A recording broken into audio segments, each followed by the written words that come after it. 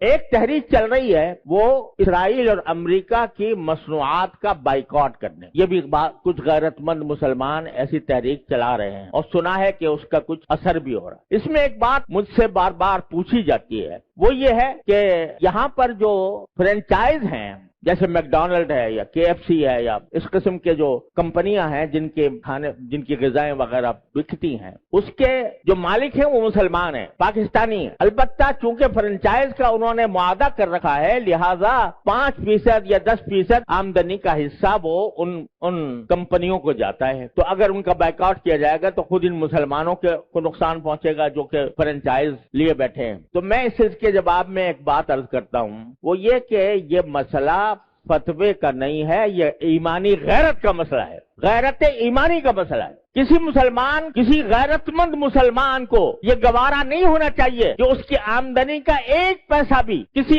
ایسے شخص کو پہنچے جو اسرائیل کو مدد دے رہا ہے۔ یہ انسان کی ایمانی غیرت کا تقاضا ہے۔ یہ کہنا کہ 5% جاتا ہے، اب 95% تو ہم کھاتے ہیں۔ ارے بھائی 95% آپ کھا چکے، بہت الحمدللہ، کافی آپ نے نفع بنا لیا۔ اب آپ یہ تو کر سکتے ہو کہ اس فرنچائز کو ختم کر کے اپنا کاروبار شروع کر دو۔ اگر اس کو ختم کر کے اپنا کاروبار شروع کرو گے تو ذرا تھوڑا سا پتہ تو چلے گا ان کو کہ یہ جو ہم دنیا بھر کے اندر ہم اپنی مصنوعات چلا رہے ہیں، دنیا بھر میں ہمارا سکہ چل رہا ہے، اس کا کچھ اثر تو ہوگا۔ یہ کہنا کہ 5% جا رہا ہے ان کو اور ہم نے 5% جا کے کیا اس میں کیا فرق پڑے گا؟ آپ ذرا یہ سوچو کہ اگر کوئی میری آمدنی کا 50% نہیں 1% کسی ایسے شخص کو پہنچ رہا ہو جو میرے باپ کے قتل کی سازش کر رہا ہے، گوارا کرو گے کہ میری آمدنی کا 1% ایسے شخص کو دیا جا رہا ہے جو میرے باپ کے قتل کی سازش کر رہا ہے یا میرے قتل کی سازش کر رہا ہے؟ تو یہاں اس کو 1% اور 2% اور 5% سے ناپو گے۔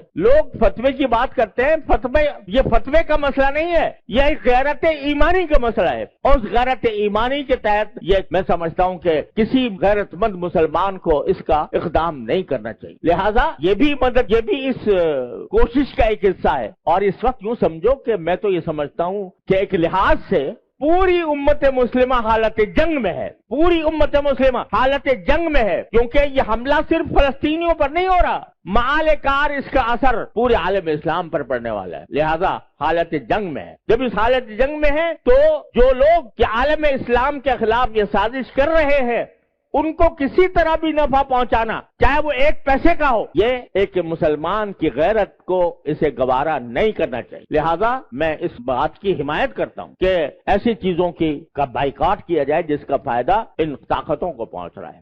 تو اپنی سی کوشش کرو، اللہ تعالیٰ سے دعا جاری رکھو، کوئی وقت خالی نہ جائے جس میں اللہ تعالیٰ سے نہ مانگا جا رہا ہو، اور پھر اللہ کے فیصلے پر راضی رہو۔ پھر جو اللہ کا فیصلہ ہے وہی برحق ہے، وہ ہماری خواہش کے مطابق ہو تو برحق ہے، ہماری خواہش کے خلاف ہو تو برحق ہے۔ تو بس یہ ہے پریشانی کا علاج۔ اللہ تبارک و تعالیٰ اپنے فضل و کرم سے ہم سب کو اس پر عمل کی توفیق عطا فرمائے۔ وآخر دعوانا الحمدللہ رب العالمین۔